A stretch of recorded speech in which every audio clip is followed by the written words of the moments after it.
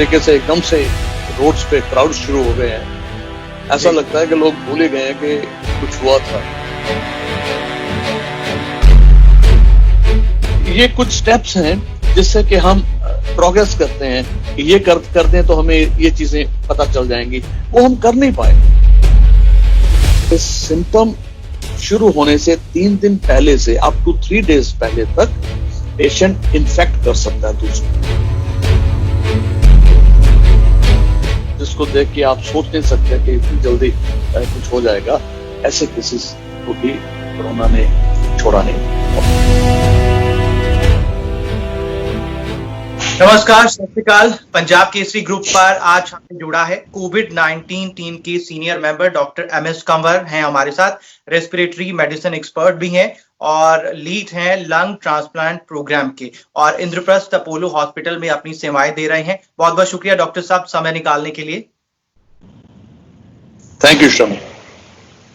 Doctor Kanwar, इस काल को हम कोरोना काल कह रहे हैं, कोविड टाइम्स कह रहे हैं, कोरोना टाइम्स कह रहे हैं, इसका अगला पड़ाव क्या होगा? क्योंकि लॉकडाउन में धीरे धीरे छूट दी जा रही है, इस कोरोना काल का अगला पार्ट क्या होगा? देखिए, अभी तो जिस तरीके से एकदम से रोड्स पे क्राउड शुरू हो गए हैं, ऐसा लगता है कि लोग भूल ही गए हैं कि कुछ हुआ था। ट्रैफिक जैम्स दोबारा से शुरू हो गए हैं और लोगों को अपनी जिंदगी को कैचअप करने की जरा जल्दी लग रही है। हमें बड़ा केयरफुल रहना पड़ेगा लोगों को, क्योंकि ये वक्त है जबकि केसेस एकदम से बढ़ सकते हैं और बढ़ने शुरू भी हो गए हैं कुछ पिछले हफ्ते भर से। अभी 5000 से डेली नंबर ऊपर ही जा रहा है रोज इंडिया में नए केसेस का। अगर लॉकडाउन खुलता है, हमें पहले ही मालूम था कि नंबर्स तो बढ़ेंगे, लेकिन एट द सेम टाइम ऐसा भी लग रहा है कि it's a very long battle and हमें we have to live with corona. जब ये दिमाग में आ जाए कि we have to live with corona, then you are ready to take certain risk also. और इकोनॉमी भी चलानी है, इकोनॉमी का सत्यानाश चल रहा है और things have to start moving. लेकिन ये है कि उस नई जिंदगी को पोस्ट कोरोना लाइफ में हमें कुछ बेसिक चीजें लेके चलना है, जैसे कि हमेशा using A mask, keeping A small bottle. I always advise कि एक छोटी सी बॉटल अपने पॉकेट में रखिए, उसमें सैनिटाइजर से भर के, और आपको डिस्टेंस हमेशा मेंटेन करना है, चाहे आप अपने ऑफिस में हो, चाहे सफर कर रहे हो, टैक्सी में हो, ट्रैवल कर रहे हो, या कहीं कुछ खरीदने गए हैं, मॉल में गए हैं। ये सारी चीजें बड़े केयरफुली आपको ऑब्जर्व करनी पड़ेगी और दूसरों से दूर रहना पड़ेगा, ताकि आपको दूसरों से ना हो और दूसरे भी आपसे डरे नहीं, आपसे उनको भी तो खतरा है ना। सो ये चीजें बहुत जरूरी हैं। और जब भी कभी इधर उधर हाथ लगाएं तो अपने सैनिटाइजर से थोड़ा सा निकाल के तो अपने हाथ साफ कर लें, तो at least you feel more secure, और हाथ को अपने चेहरे की तरफ मत ले जाए। ये चीजें बेसिकली अब हमें लेकर के चलना है for may be a year और 2, जब तक कि वैक्सीनेशन नहीं सबको मिल जाती। जी, हेल्थ सेक्टर के लिए क्या चुनौतियां होंगी? देखिए, there is no way that the health sector is going to be the same as it was, और हॉस्पिटल्स उस तरीके से फंक्शन तो करेंगे नहीं जैसे पहले करते थे। एडमिनिस्ट्रेटिव साइड पे और क्लिनिकल साइड पे दोनों तरफ काफी चेंजेस हो रही हैं, देखी जा रही हैं और होंगे भी। अब तो नमस्ते ही यूज किया जाता है, हाथ हम हैंडशेक तो खत्म ही हो गया, और ना ही hugs and high five are gone. Lockdown was a social vaccine. It was a sort of a tactical war against the virus. लेकिन अब जब spurt of cases expected हैं हॉस्पिटल्स में, तो हॉस्पिटल्स को भी उसके लिए रेडी रहना चाहिए, रेडी हो भी रहे हैं, और उसके लिए पेशेंट फ्लो जो है वो बढ़ जाएगा। बल्कि 2-3 और सर्जरीज जो बड़ी देर से पेंडिंग चल रही थी कुछ महीनों से, लोग सर्जरी के लिए भी अब आना शुरू हो गए हैं। सो लोगों को ये देखना जरूरी है कि हम हॉस्पिटल जाएं कि नहीं जाएं। लोगों के डर दिल में डर ये है कि हॉस्पिटल जाने से कहीं हमें इन्फेक्शन ना हो जाए। देखिए, जो हॉस्पिटल में काम कर रहे हैं, डॉक्टर्स हैं, सारे हेल्थ केयर वर्कर्स, वो बहुत चौकन्ने हैं आपसे कहीं ज्यादा, क्योंकि उनको पेशेंट से इन्फेक्शन लगने का डर है, और उसके लिए वो जो प्रिकॉशन ले रहे हैं वो सारे हॉस्पिटल में एक यूनिफॉर्म तरीके से प्रिकॉशंस ली जाती हैं। और उसके देखते रहते, हाँ, जहां कोरोना के केसेस भी ट्रीट हो रहे हैं वो सेक्शंस बिल्कुल सेपरेट हैं, तो उनका मिक्सिंग बिल्कुल नहीं होता। सो या तो वार्ड्स ही अलग हैं या वो हॉस्पिटल्स ही अलग बन गए हैं जिसमें कि मिक्सिंग नहीं होती। सो आपको इस चीज से डरना नहीं चाहिए। हाँ, कई चीजें उसमें हैं जो कि आपको बड़े ध्यान से देखनी भी पड़ेंगी। आप जब हॉस्पिटल में एंटर करते हैं तो एक तो सबसे पहले आपकी टेम्परेचर चेकिंग होती है, और कोशिश ये की जाती है कि वो पेशेंट जो कि कोरोना के हो सकते हैं, जिनको कुछ सिम्टम थोड़े बहुत भी मिलते जुलते हैं, उनको सेग्रीगेट किया जाए और फ्लू क्लिनिक में भेज दिया जाए। सो ये किया जाता है। डिस्टेंसिंग तो हर वक्त मेंटेन की जाती है हॉस्पिटल्स में, इसमें तो कोई शक नहीं है। एवरीबडी इज यूजिंग मास्क, आप भी पहने होते हो एज पेशेंट, और सारा स्टाफ पहना होता है। Sanitisers are everywhere in the hospitals. आपको हर काउंटर पे सैनिटाइजर मिल जाएंगे, इवन कॉरिडोर्स में आपको टेबल पे सैनिटाइजर मिल जाएगा। So keep using that. हम ये रेकमेंड कर रहे हैं कि एक से ज्यादा अटेंडेंट हॉस्पिटल में लेके ना आए, ताकि भीड़ ना हो, कम से कम वहां पे लोग आए। सिर्फ पेशेंट आए तो और भी अच्छा है। हम चाहते हैं कि वेटिंग टाइम भी मिनिमाइज किया जाए ताकि वहां पे भीड़ ना हो। हम अपने ओपीडी का कमरा भी पार्शली खोल के रखते हैं आजकल, ताकि हवा का फ्लो जो है, एयर कंडीशन का फ्लो इस तरीके से हो ताकि हवा बाहर की तरफ जाए और अंदर एकदम से कंजेशन ना हो, और अगर कुछ वायरस हो भी तो वो कंसंट्रेट ना हो सके। हम लोग पीपीज, या तो पीपीज पहनते हैं या मास्क पहनते हैं, गॉगल्स पहनते हैं, हेड कवर पहन लिया, गाउन पहन लिया, और कई स्पेशलिटीज जैसे कि डेंटल है या ईएनटी है या आई है, उनमें एक्सपोजर पेशेंट से डॉक्टर को होने के बहुत चांसेस होते हैं। तो वो हम फेस शील्ड हम भी पहनते हैं, लेकिन उनके लिए मैंडेटरी है। फेस शील्ड भी एक तरीके के से कंप्लीट पीपी पहनते हैं। सो आप घबराइए नहीं कि अरे इतना कुछ पहना हुआ, ये आपकी हिफाजत के लिए पहना हुआ, उनकी हिफाजत भी होगी, आपकी भी हो रही है। सो N3 mask, face shield, gown, gloves, ये सब चीजें पहनी होती हैं ताकि दोनों तरफा प्रोटेक्शन हो सके। और post examination hand wash has become mandatory. Sanitiser से फिर हम ग्लव्स को रिमूव करते हैं, फिर सैनिटाइजर से हाथ करते हैं साफ, फिर नया ग्लव यूज करते हैं। इस तरीके से बहुत प्रिकॉशन लिए जाते हैं। और जब एक पेशेंट कमरे से बाहर जाता है तो सारा टेबल, चेयर, स्टूल और डोर नॉब्स, वो सारी दोबारा से उसको सोडियम हाइपोक्लोराइड से एक इंसान साफ करता है। आगे बढ़ेंगे हम और बात करेंगे गंभीर बीमारियों वाले मरीज और नॉर्मल मरीज जो हैं, जैसे सर्दी जुकाम हो गया, वो जब हम आमतौर पे क्लिनिक या हॉस्पिटल चले जाया करते थे, अब इन पेशेंट्स के लिए क्या बदलाव आएगा? देखिए, एक तो फ्लू के सिम्टम मिलते हैं कि अगर थोड़े बहुत भी खांसी जुकाम किसी को लग जाए तो उसके दिमाग में आजकल सबसे पहले ये चाहता है कि वो मेरे को कोविड हो गया। अगर ऑलरेडी कोविड नहीं हो चुका, आप ट्रीटमेंट आप रिकवर नहीं हो चुके, तो आपके ये दिल में डर तो बैठा रहेगा। Luckily we are now in the summer months. अगर कहीं सर्दियों का टाइम शुरू हो गया होता तो ये कंफ्यूजन और भी ज्यादा बढ़ जाता। अब आजकल फ्लू के टाइम नहीं है। अगर आजकल आपको सर्दी जुकाम या खांसी या फीवर होता है तो कोविड होने के चांसेस बहुत ज्यादा हैं, ना कि रूटीन फ्लू। सो वो इशू आएगा, खड़ा होगा जब हम नवंबर दिसंबर में पहुंचेंगे।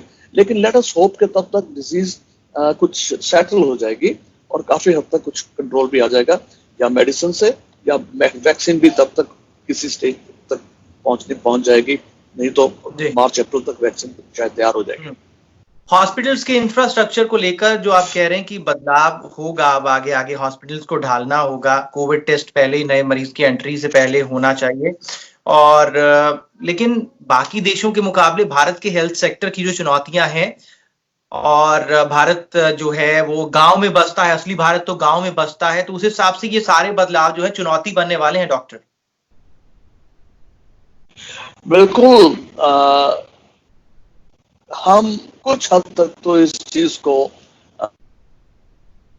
जब लोग अपना मोबाइल यूज करते हैं, स्मार्टफोन्स यूज करते हैं, तो हम चाहते हैं कि पेशेंट्स ज्यादा छोटी छोटी बातों के लिए विजिट ना करें हॉस्पिटल, जहाँ पे पेशेंट को एग्जामिन ही करना पड़ता है, वहां पे तो आना ही है पेशेंट। ये खासकर डिसीजन लेने के लिए इसकी सर्जरी करनी है नहीं करनी या कुछ करना है, अच्छी सिचुएशन में तो पेशेंट को आना ही पड़ेगा। लेकिन otherwise they can use the simple WhatsApp and उसके थ्रू वीडियो कंसल्टेशन आजकल काफी शुरू हो गई है होनी, और बड़ी सक्सेसफुली हो रही है। और ये कोर्ट ने अलाउ भी कर दिया है कि ये it is valid, it is not illegal. लेकिन जो जो आपने बताया, गांव के जो लोग हैं वो वैसे भी पहले अपने प्राइमरी हेल्थ सेंटर में जाया करते थे, या नजदीक का जो हॉस्पिटल, सरकारी हॉस्पिटल होता था, वहीं जाया करते थे, तो ये सुविधा वहां तो उनको मिलेगी नहीं।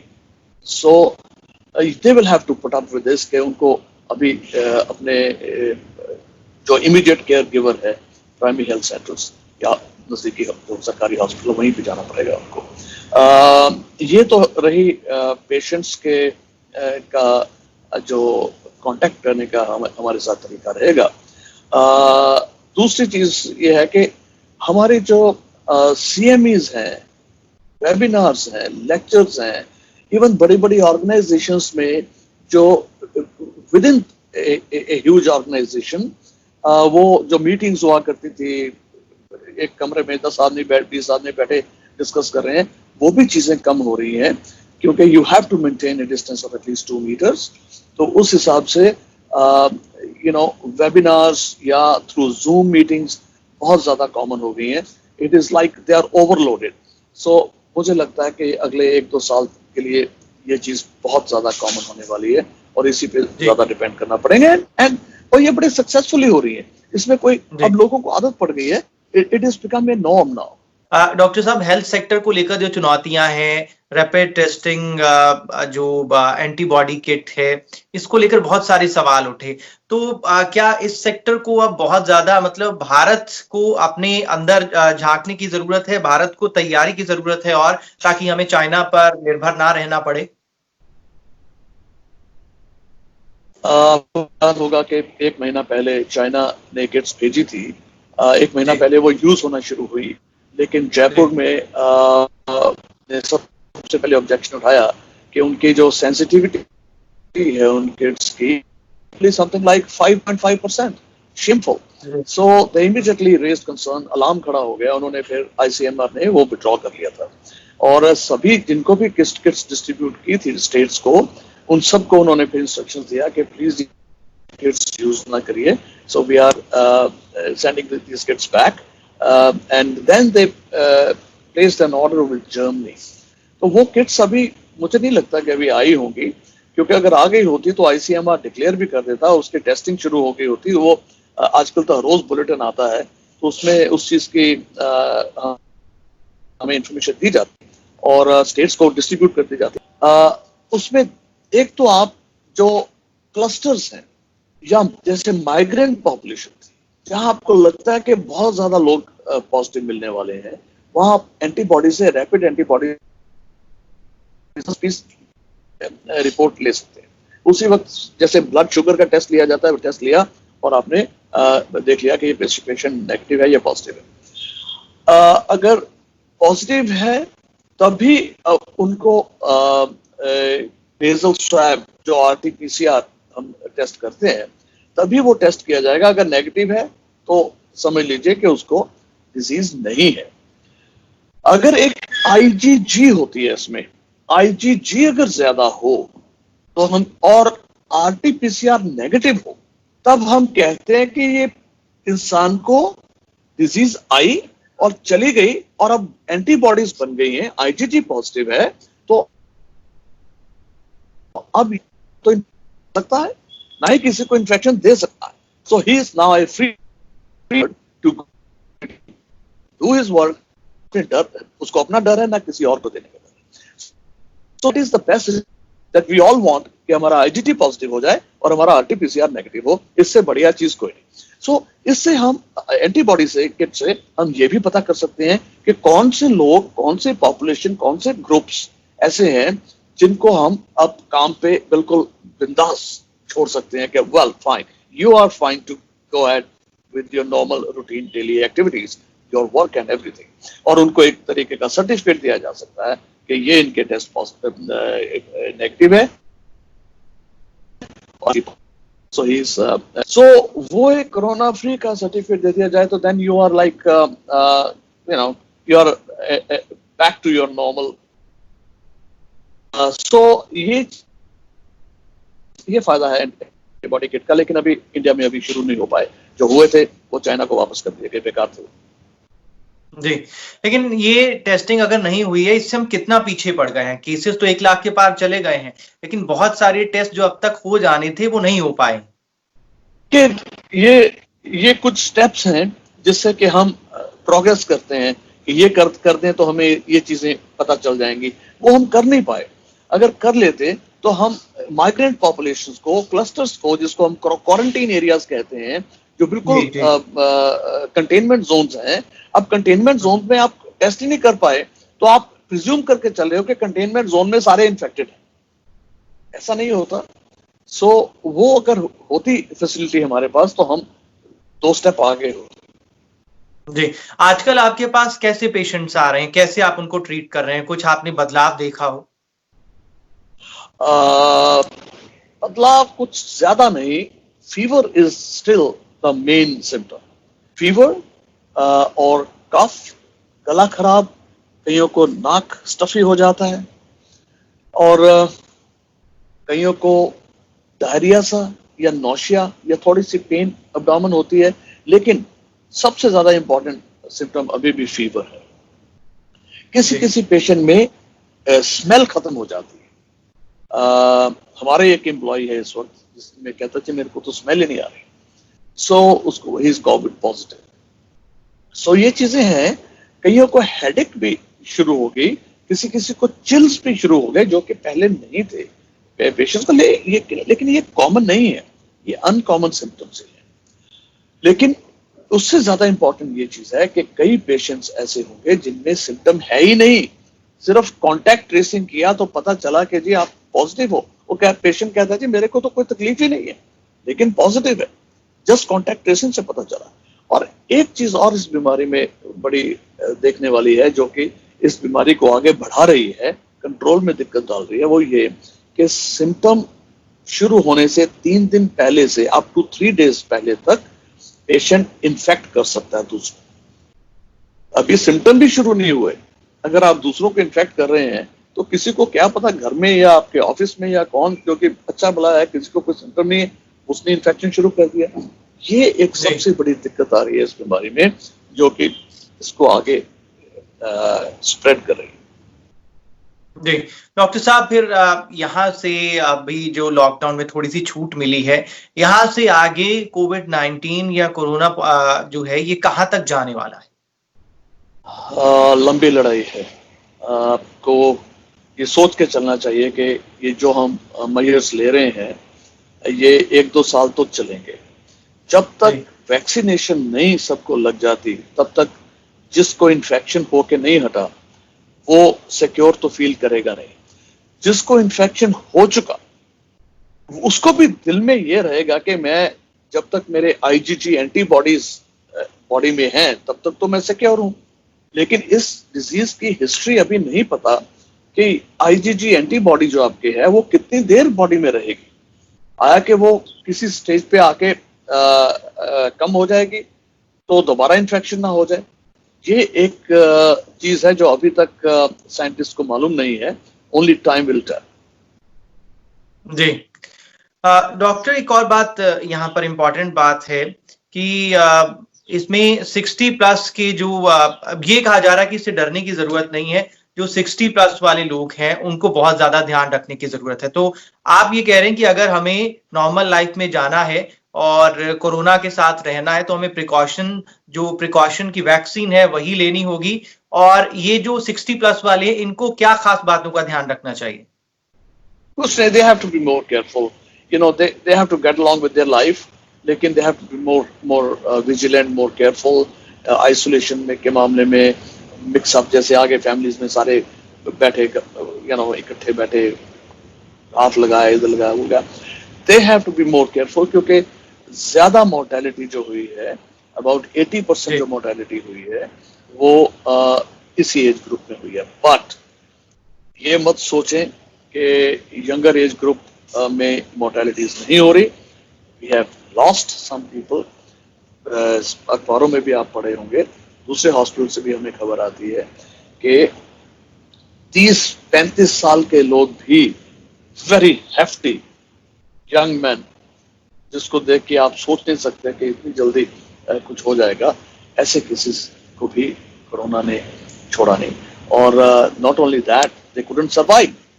सो ये मत कोई सोचे कि मैं इस एज ग्रुप में नहीं हूं तो मेरे को होगा तो बिल्कुल माइल्ड होगा.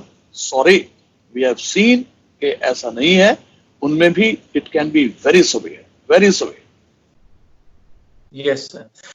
तो पूरी बातचीत का लबोलुआब यही है कि अभी हमें जो पोस्ट लॉकडाउन पीरियड है कोरोना का, उसके लिए बहुत जबरदस्त तैयारी करनी होगी. ऐसे बिल्कुल खुले सोशल डिस्टेंसिंग को इग्नोर कर, इन तमाम बातों को इग्नोर करने से कुछ नहीं होगा.